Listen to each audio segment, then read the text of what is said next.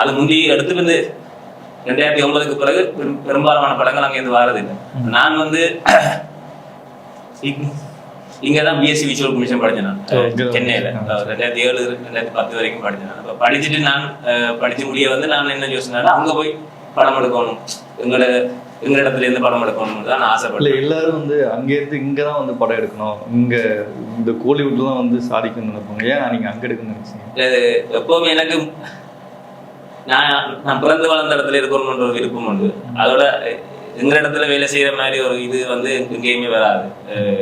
நான் சின்னல இருந்து அந்த இடத்துலயே பிறந்து வளர்ந்து அந்த இடத்துலயே இருக்கிற கதைகளையே பார்த்து வளர்ந்தபடியே எனக்கு அந்த கதைகள்லாம் எனக்கு நிறைய இருந்தது நான் சொல்றதுக்கு, படமாக்குறதுக்கு. அப்ப அந்த கதைகளை வந்து அங்கே இருந்துதான் எடுக்க முடியும்ன்ற நம்பிக்கை எனக்கு இருந்தது.